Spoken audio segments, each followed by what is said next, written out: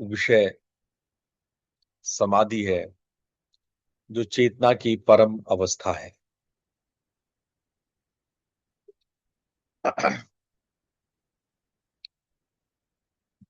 आज इसको हम समझेंगे कि हम समाधि को किस प्रकार से समझ सकते हैं। समाधि की सरलतम परिभाषा आपके सामने रखेंगे। जब आप ध्यान करते हैं तो आप कहलाते हैं मेडिटेटर, ध्याता। जब आप जो ध्यान करने वाले हैं, ध्याता, साधक, अपने ध्येय को प्राप्त करने लगता है, ध्यान की गहरी एकाग्रता में वो ध्येय आपका प्रकट होने लगता है, तो हमें अनुभूतियां, सिद्धियां प्रकट होती है।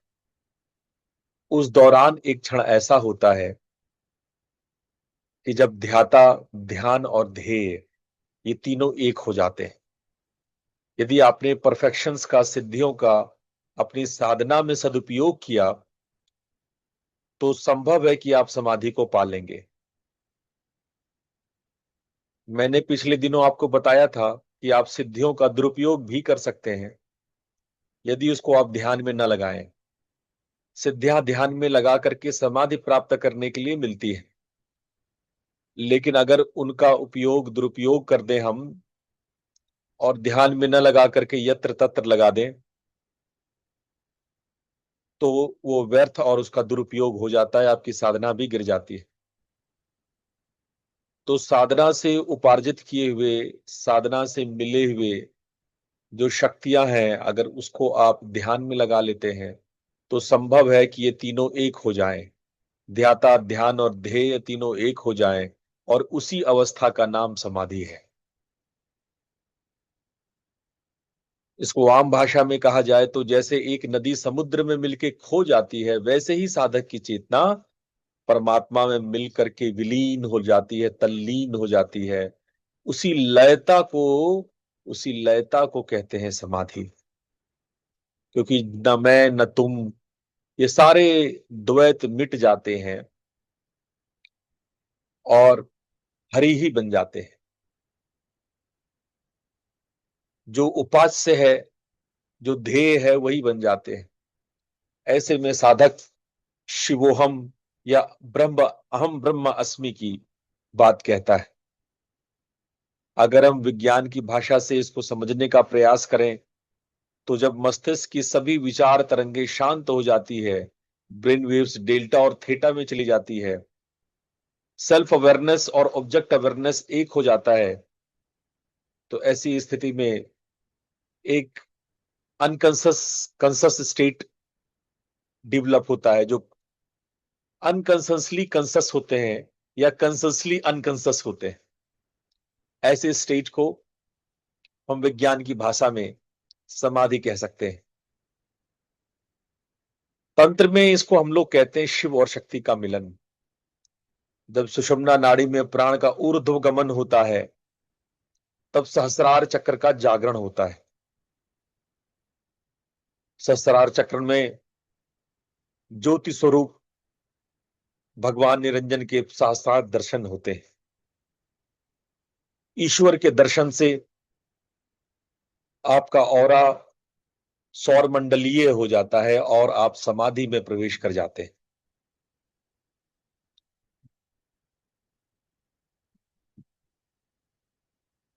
समाधि ऐसा नहीं है कि आप बैठे और आपको लग जाए। ये एक लंबी जर्नी है। पतंजलि ने इसको अष्टांग योग, 8 सीढ़ियां कहा और कहा कि 8वीं पर जाकर के समाधि लगती है।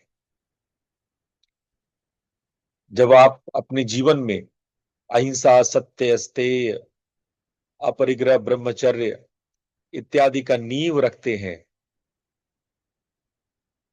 जब आत्मानुशासन के नियम बनाते हैं, शौच, संतोष, तप, स्वाध्याय, ईश्वर प्रणिधान जैसे, नियम को अपने जीवन में उतारते हैं, तब आप दूसरी सीढ़ी को प्राप्त करते हैं। तीसरी सीढ़ी में आप अपने शरीर को स्थिर करना सीखते हैं, एक सुखद अवस्था में आने की कोशिश करते हैं। शरीर के अनेकानेक अभ्यासों, आसनों, आहार विहार के प्रयोगों द्वारा जब आप अपने शरीर को स्वस्थ करके सुखद स्थिति में ले आते हैं, अपने भीतर स्थिरता को ले आते हैं, तो ये स्टेप आसन कहलाता है, जो तीसरी सीढ़ी है। चौथी सीढ़ी प्राणायाम का है। जब आप श्वास प्रश्वास के प्रति सजगता को उस स्तर पर ले जाते हैं जहां प्राण के आयाम, सभी आयाम आप महसूस करते हैं, चाहे वो ओजस हो, चाहे वो तेजस हो, चाहे वो रेतस हो, श्वास के सभी आयाम के प्रति आपका नियंत्रण बढ़ता जाता है।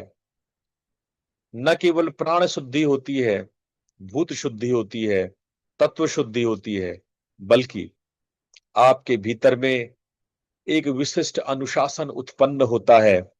वो अनुशासन जो आपको बहुत ऊंचे तल पर ले जाने वाला है। ये प्राणानुशासन आपके भीतर धीरे धीरे प्रत्याहार के लिए आपको प्रेरित करता है।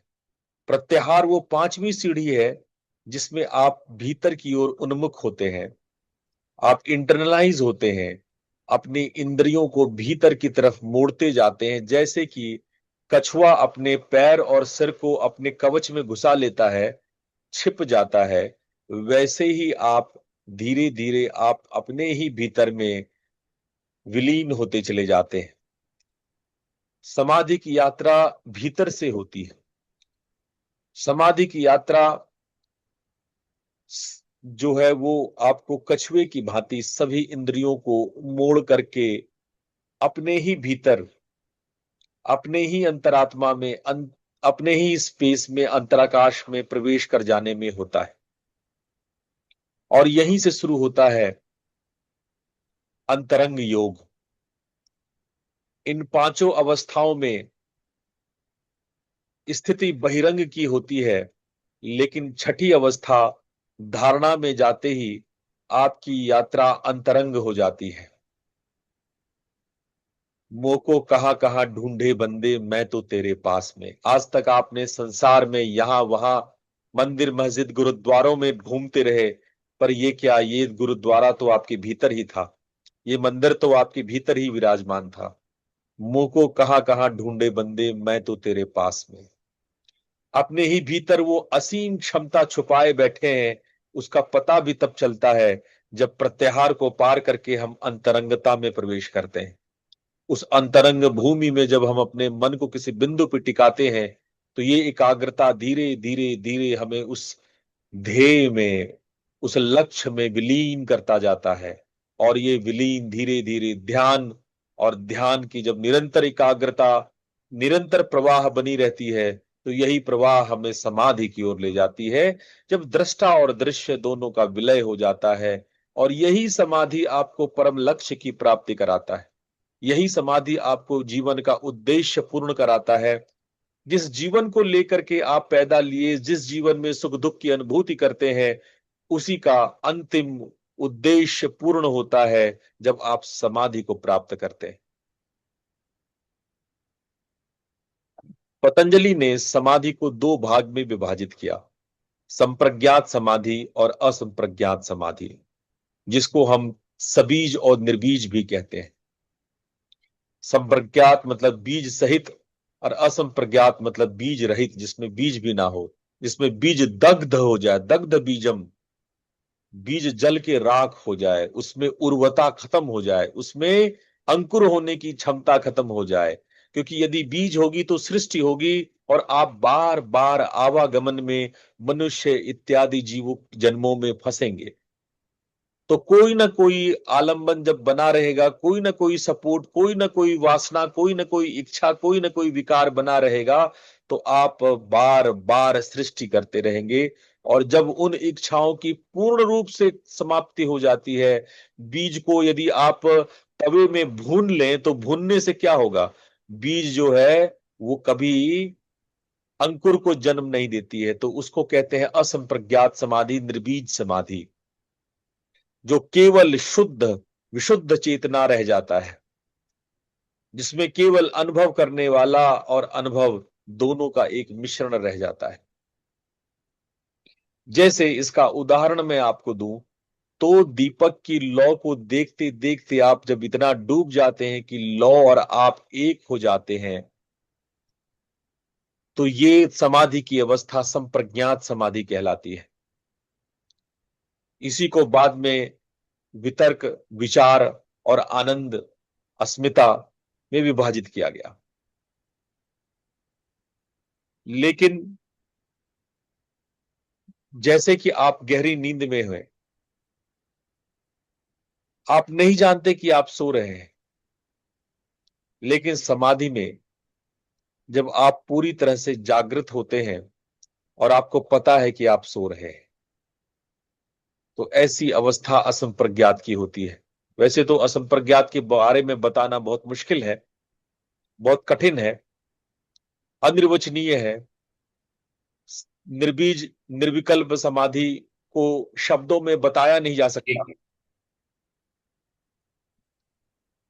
कोई कुछ कहना चाहता है? निर्बीज समाधि को शब्दों में बताया नहीं जा सकता है, लेकिन हाँ, आप संप्रज्ञात समाधि के आधार पे थोड़ा बहुत निर्बीज समाधि की कल्पना कर सकते हैं। संप्रज्ञात समाधि को 4 भागों में विभाजित किया गया: वितर्क समाधि, विचार समाधि, आनंद समाधि और अस्मिता समाधि। वितर्क समाधि वो समाधि है जब किसी वस्तु का स्थूल विचार रहता है, यानी आप भगवान का साक्षात्कार कर लेते हैं जब आप अपने ध्येय के साथ एक हो जाते हैं, लेकिन फिर भी उस साक्षात्कार को, भगवान की प्रतिमूर्ति को जब आप उसके स्थूल रूप में देखते हैं, भगवान को जब आप सगुण में देख रहे हैं, हाथ पैर वाले भगवान को देख रहे हैं, सगुणवादी लिमिटेशन में आप फंसे हुए हैं, लेकिन फिर भी आप भगवान के साक्षात्कार तो कर रहे हैं। जितने भी भक्त लोग हैं जो भगवान की पूजा करते हैं, वो इसी अवस्था के होते हैं। जिनको हर रोज भगवान दर्शन देते हैं, जिनको हर रोज भगवान जब आप पुकारते हैं चले आते हैं, वैसे महानुभाव, वैसे महान लोग, वैसे महात्मा भक्त जन वितर्क समाधि को प्राप्त होते हैं। लेकिन ऋषि मुनि यही नहीं रुकते। ऋषि मुनि इन देवी देवताओं, भगवान जो स्थूल शरीरधारी हैं, उनसे भी परे जाते हैं और उनका ध्यान सूक्ष्म तत्वों पर होता है, जैसे ध्वनि, नाद और सूक्ष्म प्राण। वो विचार संप्रज्ञात समाधि है जब आपके ईश्वर के अवयव के बारे में भी आपको पता लगने लगता है, ईश्वर के मंडल का भी पता लगने लगता है, और ईश्वर का मंडल कहाँ स्थापित है, किस प्रकार से, कैसे स्थापित है, इसका भी पता लगने लगता है। ऐसे समाधि को विचार संप्रज्ञात समाधि कहते हैं। आगे आनंद समाधि है, जिसमें आपको वस्तु का ध्यान हट जाता है, लेकिन आप स्वयं ईश्वर तुल्य हो जाते हैं, स्वयं दिव्य आनंद में विभूत हो जाते हैं। आप स्वयं अपने भगवान में इस प्रकार से विलय हो जाते हैं कि कोई द्वैत नहीं रहता है, आप में और आपके भगवान में कोई दूरी नहीं रहती है। आप स्वयं भगवान बन जाते हैं। अहम ब्रह्म अस्मि, इसी अहम समाधि की पूर्ति प्राप्त करते हैं और इसी को आनंद संप्रज्ञात समाधि कहते हैं। इसमें असीम खुशी, असीम आनंद की प्राप्ति होती है। पर यही साधक नहीं रुकते, साधक और आगे बढ़ते हैं और अस्मिता संप्रज्ञात समाधि में प्रवेश करते हैं, जिसमें कि उस भगवत भाव का भी निशेष रह जाता है। वहां भी केवल मैं होने का भावना खत्म होकर केवल होने का भावना शेष रह जाता है। शुद्ध अस्तित्व शेष रह जाता है। आपका व्यक्तित्व चाहे भगवान जैसा भी क्यों ना हो, वो लुप्त हो जाता है। आप स्वयं भगवान शिव बन करके भी आप लुप्त हो जाते हैं। आप स्वयं के भाव से विलुप्त होकर के शुद्ध अस्तित्व में प्रवेश कर जाते हैं। और इससे भी परे है निर्बीज निर्विकल्प की समाधि, जिसमें सब कुछ शांत, सब निर्विकार, सब निर्विकल्प, सब कुछ जैसे मानो शांत हो गया हो। न मैं, न तुम, न जगत, केवल शुद्ध चेतना, परम मुक्ति। यही मनुष्यता का लक्ष्य है। इसीलिए हम पैदा लेते हैं, दुनिया भर के ताम झाम संसार में फंसे रहते हैं और इस परम सत्य को भूल जाते हैं कि हम निर्बीज और निर्विकल्प समाधि के लिए पैदा लिए थे। हमारा जीवन का उद्देश्य योग चित्त वृत्ति निरोध था, चित्त के वृत्तियों का निरोध था। पतंजलि योग सूत्र में एक सूत्र है जिसमें तत् एव अर्थ मात्र निर्भासम स्वरूप शून्यम इव समाधि। जब केवल ध्येय वस्तु ही चमकती है और ध्याता का स्वरूप शून्य हो जाता है, तो यह समाधि कहलाती है। तो ये समाधि हमें कैसे मिलती है? ये मिलती है जब आपकी धारणा ध्यान में बदल जाए और आपका ध्यान समाधि में बदल जाए। और जब ये तीनों ही संयम एक साथ हो जाए, जब धारणा, ध्यान और समाधि तीनों मिलकर के संयम बनाते हैं, तो संयम अलग अलग प्रकार की सिद्धियों को, विभूतियों को प्रकट करती है। ये पहला लक्षण है। उन विभूतियों को अगर आप अपनी समाधि में लगा देते हैं, तो आप एक के बाद एक उच्चतर समाधि को जाते हैं। चित्त की 5 वृत्तियां, जो वृत्तियां 5 प्रकार की है, प्रमाण, विपर्य, विकल्प, निद्रा और स्मृति, इस विषय में हमने पहले चर्चा किया है। फर्स्ट फेज, सेकंड फेज में हमने आप पर इस पर चर्चा किया था। ये पांचों वृत्तियां समाधि में पूर्णतः शांत हो जाती है और मन दर्पण जैसा स्वस्थ हो जाता है। और फिर आता है कैवल्य की बात, जब केवल आप रह जाते हैं। असंप्रज्ञात समाधि के बाद कैवल्य, जिसमें पुरुष या प्रकृति का पूरी तरह से विभाजन हो जाता है, यही मोक्ष है और यही जन्मा जन्म से मुक्ति है। आइए तंत्र की भाषा में समाधि समझते हैं। तंत्र में शिव और शक्ति का मिलन समाधि कहलाता है। तंत्र में शिव जहां शुद्ध चेतना है, शक्ति वहां जीवन की ऊर्जा है। समाधि में ये दोनों सहस्रार चक्र में मिलते हैं और समाधि का प्रारंभ हो जाता है। कुछ लोग जो हठ योगी हैं, जो कौल तंत्र के हैं, वो कुंडलनी की साधना करते हैं और मूलाधार में सुषुप्त कुंडलिनी को जगा करके मरने के टाइम में जब उनकी मृत्यु आती है, तब वो सातों चक्र को भेदते हुए सहस्रार तक पहुंचाते हैं और शरीर को छोड़ते हुए मोक्ष को प्राप्त कर लेते हैं। याद रखना, 2 प्रकार की मुक्ति है। एक मुक्ति जब हम इस जीवन में मुक्ति पा करके इस जीवन को भी बचा के रख लेते हैं, इसको कहते हैं जीवन मुक्ति। और एक होती है विदेह मुक्ति, कि जैसे ही मुक्ति मिली हम देह छोड़ देते हैं। देह का प्रायोजन खत्म हो गया, देह जिसके लिए मिला था वो पूर्ण हो गया। देह का छूट जाना और मोक्ष का पा जाना विदेह मुक्ति है।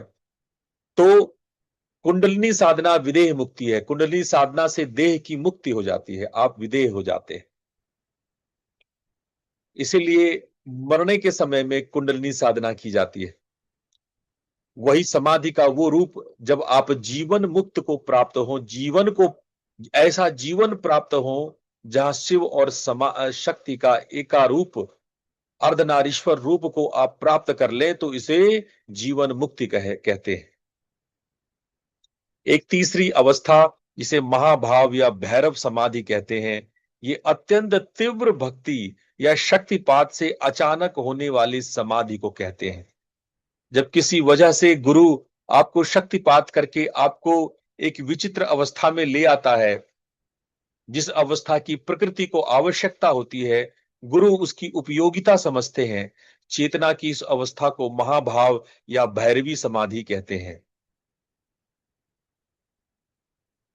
तो तंत्र की विशेष समाधियों में शाक्त समाधियां, जो देवी की कृपा से मां में विलय होने से उत्पन्न होता है। शैव समाधियां, जो शिव भाव को अलग अलग 10 प्रकार के शैव भाव में शिव को अनुभूत करने से प्राप्त होता है। वहीं एक और गोपनीय मार्ग है जिसको वाम मार्ग कहते हैं। यह पंच मकार की साधना से ऊर्जा को रूपांतरित करके परम तत्व की प्राप्ति है। इसके अलावे तंत्र सहज समाधि की बात करता है, जो हम अपने जीवन में परम सत्ता को प्राप्त करके जीवन मुक्ति प्राप्त करते हैं, और उस सहज समाधि में जीवन को चलाते हुए भी सहजता से समाधि का आनंद लेते हैं। उसे सहज समाधि या नित्य समाधि कहते हैं। समाधि में दरअसल होता क्या है? समाधि में आपके शरीर में श्वास लगभग रुक जाती है। हृदय की गति अत्यंत धीमी हो जाती है। शरीर का बोध समाप्त हो जाता है। आप ऑलमोस्ट कोमा की स्थिति में आ जाते हैं, जैसे कि शरीर आपको एनिस्थीसिया दे दिया जाए, आपका शरीर लगभग मृत के समान हो जाए।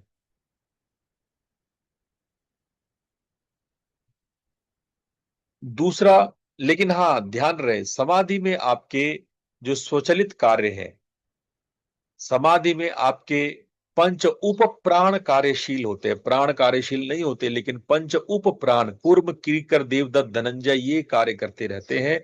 इसलिए जो नॉन वॉलंटरी फंक्शन है वो बने रहते हैं। मन में आपके विचार पूर्णतः शांत हो जाते हैं। कोई इच्छा अनिच्छा नहीं रहती है।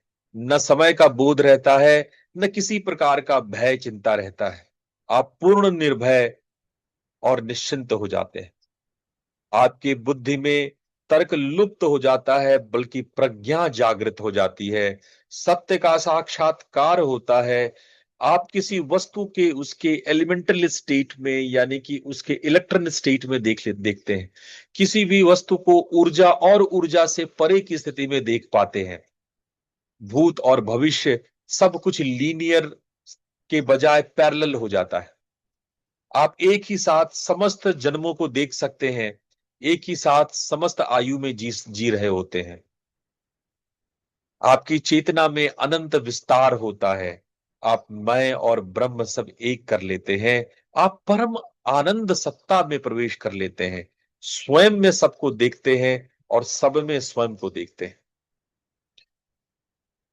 ध्यान की से समाधि की शुरुआत जो विक्षिप्त मन से शुरू होता है।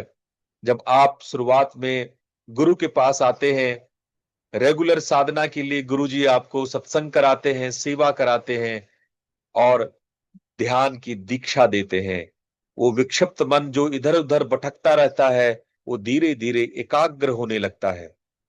अगर आप ठीक ठीक से करते हैं तो 21 दिन से 66 दिन के अंदर आपका मन एकाग्र हो जा सकता है। मैंने 90 दिन का अभ्यास आपके सामने रखा था। अगर आपने ठीक ठीक किया होता तो इस वक्त आप समाधि की अवस्था में होते। त्राटक प्राणायाम से मन एक बिंदु पे चला आता है।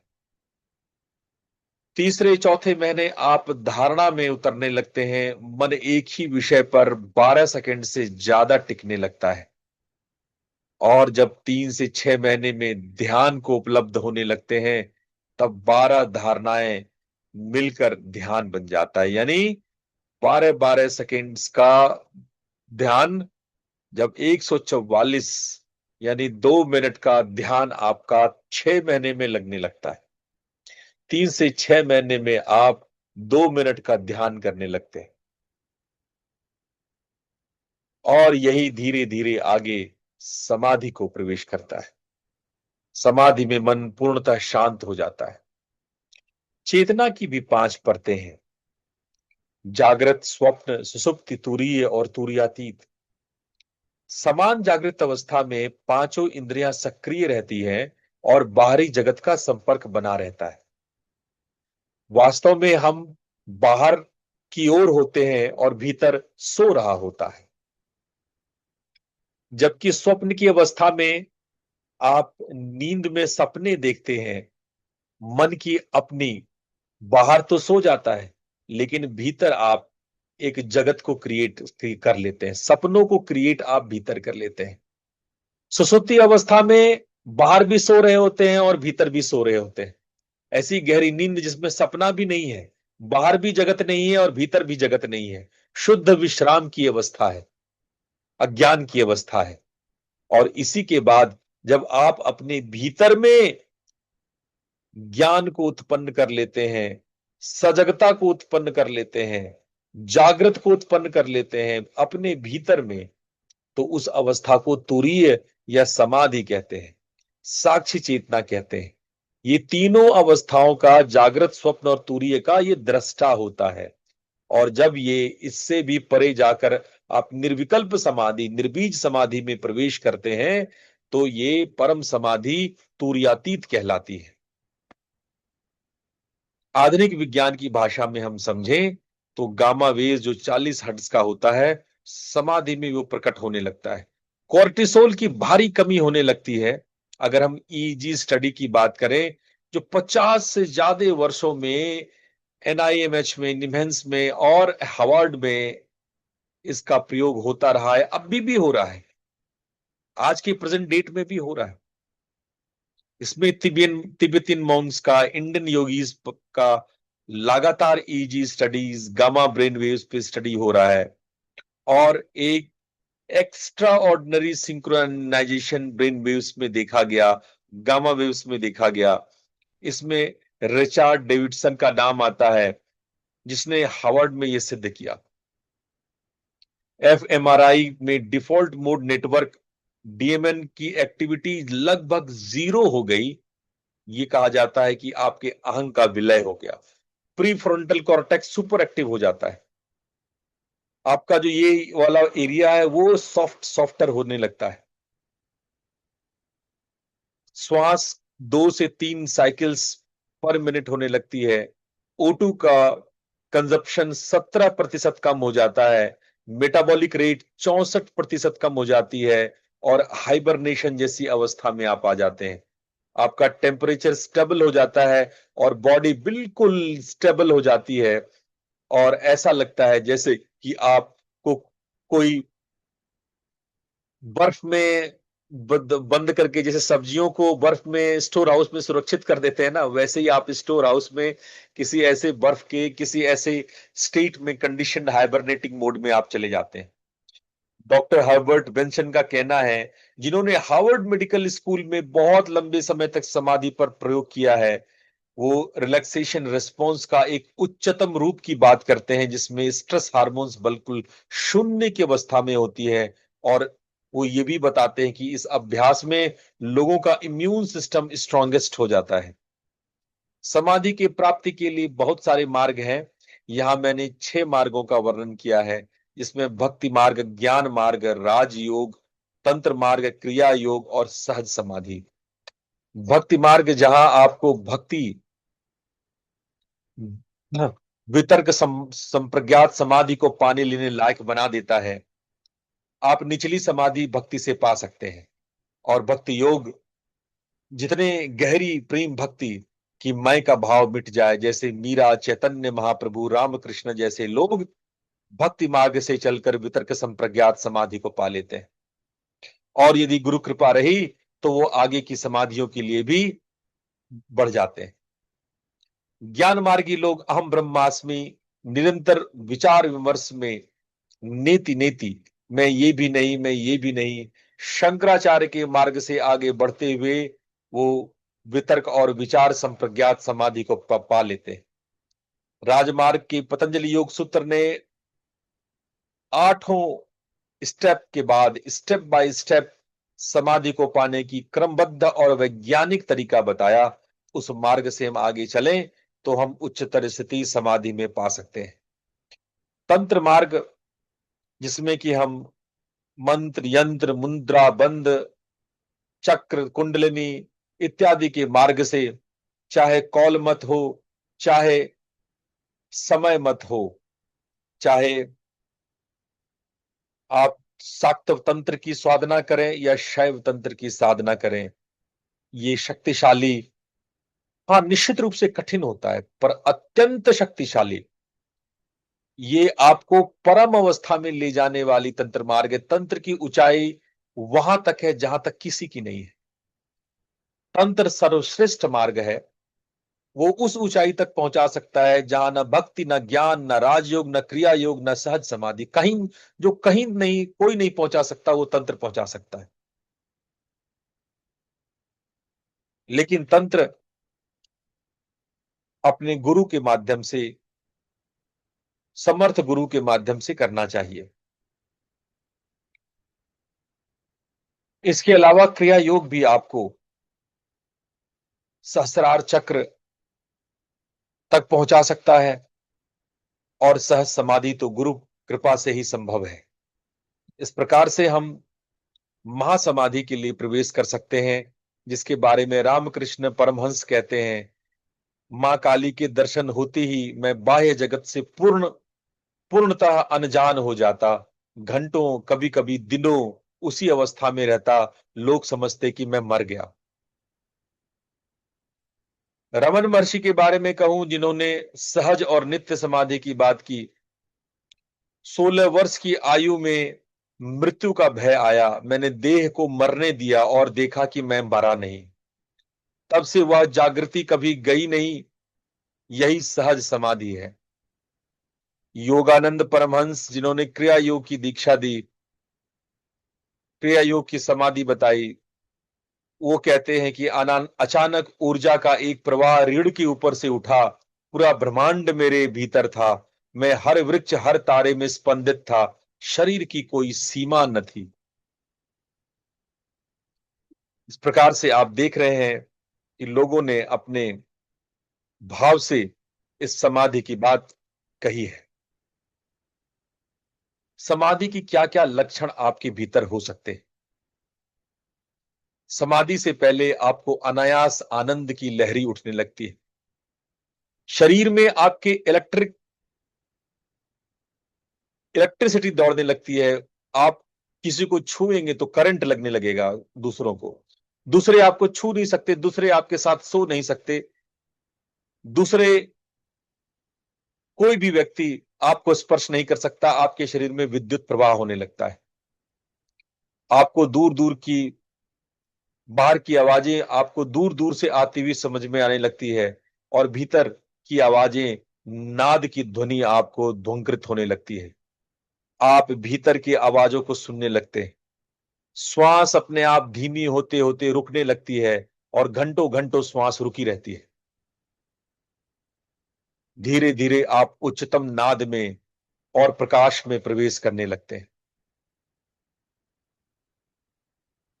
सबसे अच्छी बात होती है कि गुरु कृपा होने लगता है, गुरु सपने में आने लगते हैं, गुरु हर दिन दिखाई पड़ने लगते हैं, गुरु की आवाज और गुरु के प्रति सानिध्य आपका बढ़ने लगता है।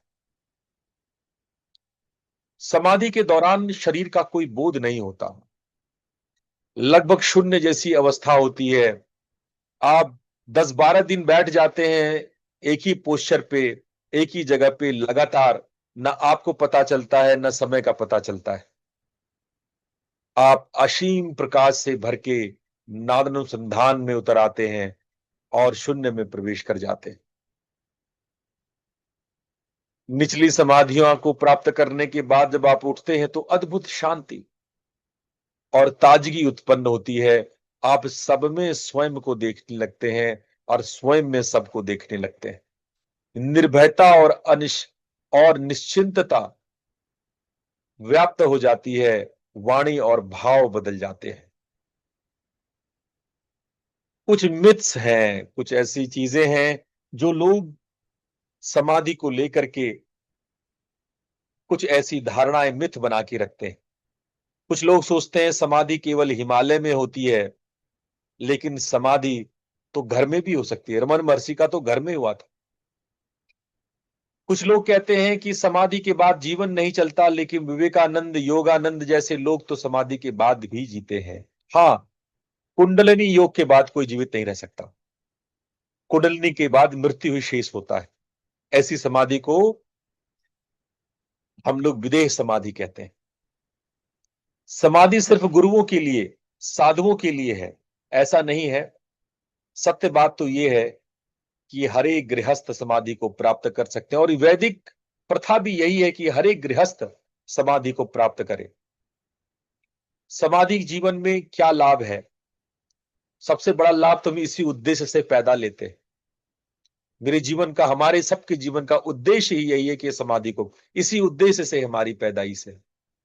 तभी हमें परम शांति का पता चलता है, निर्भयता क्या होता है उसका ज्ञान होता है, और आपकी इंट्यूशंस, अंतर्ज्ञान, सृष्टि का और इस पूरे अंतरिक्ष का ज्ञान होता है। आपके भीतर करुणा भर भर के उत्पन्न होती है। आप धीरे धीरे स्वस्थ होते जाते हैं, तनाव शून्य होते जाते हैं, इम्यून सिस्टम आपका स्ट्रांग हो जाता है, रोग प्रतिरोधक क्षमता सर्वोच्च स्थिति में आ जाती है, आप में क्रिएटिविटी आ जाती है, और कि मन के शांत होते ही आपके भीतर की अद्भुत प्रतिभा प्रकट होने लगती है। अगर हम सारांश में ये बात कहें तो समाधि कोई अलौकिक चमत्कार नहीं, ये चेतना का सबसे स्वाभाविक अवस्था है, हम सबका घर है। हम तो किराए के मकान में आ गए हैं, परधाम में आ गए हैं। इसीलिए संत कहते हैं, धाम अपने चलो भाई, पराए धाम क्यों रहना। हर व्यक्ति समाधि का अनुभव कर सकता है। नींद और जागृति के बीच का वह क्षण जो समाधि की झलक है, कहीं ना कहीं आपके भीतर हर रोज उत्पन्न होती है।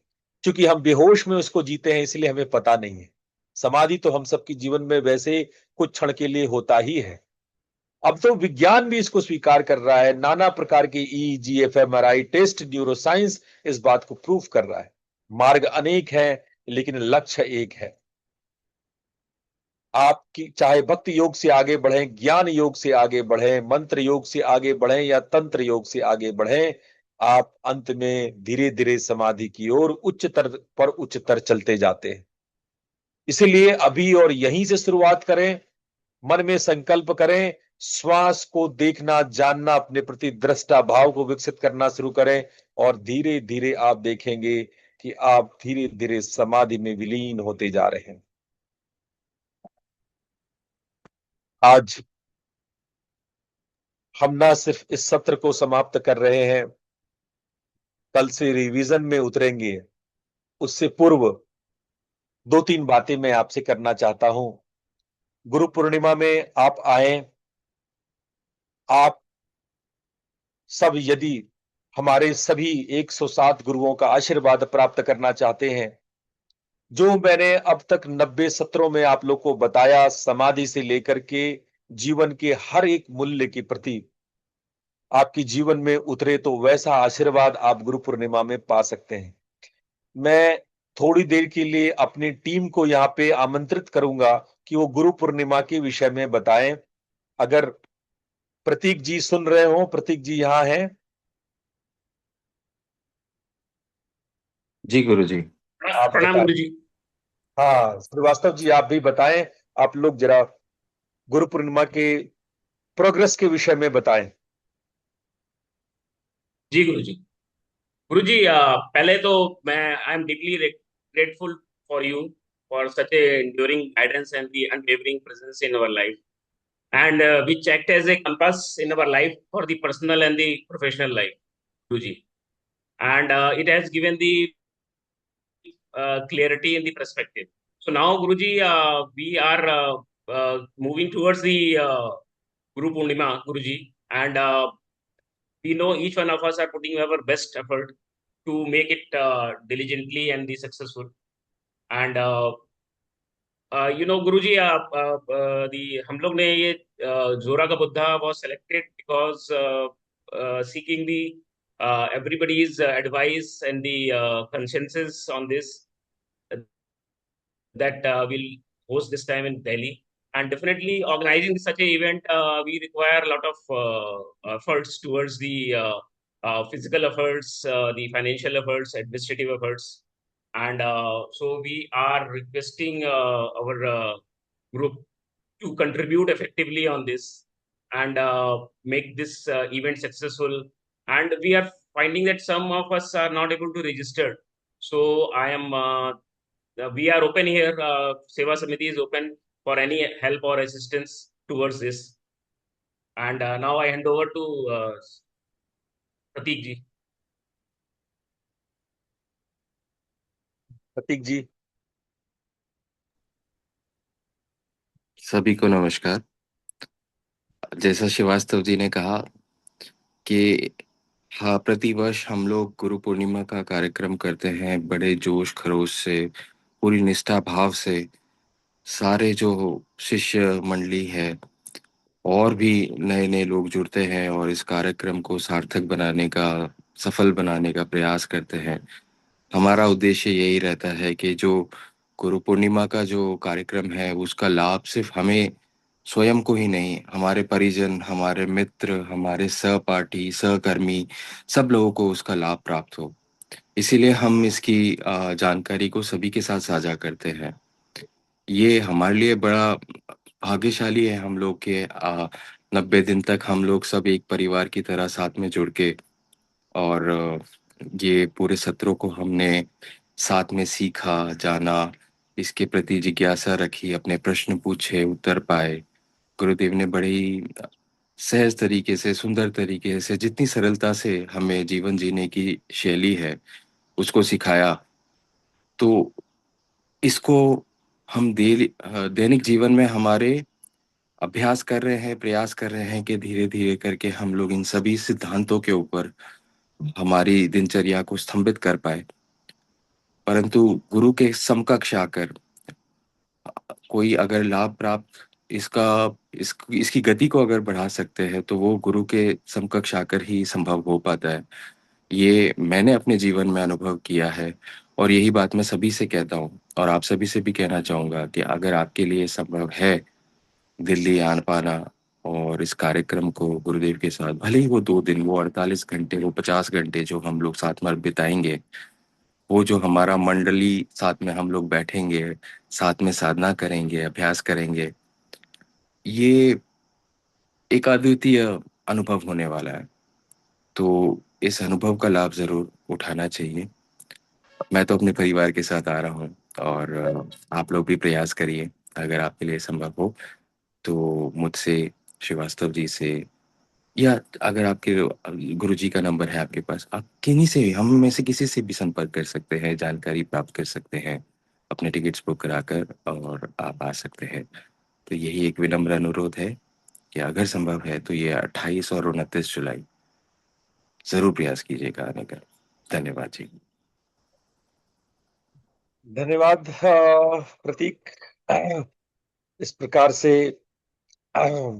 सब लोग बुरे भाव से आए और हमारे गुरुओं के महात्म्य को देखें।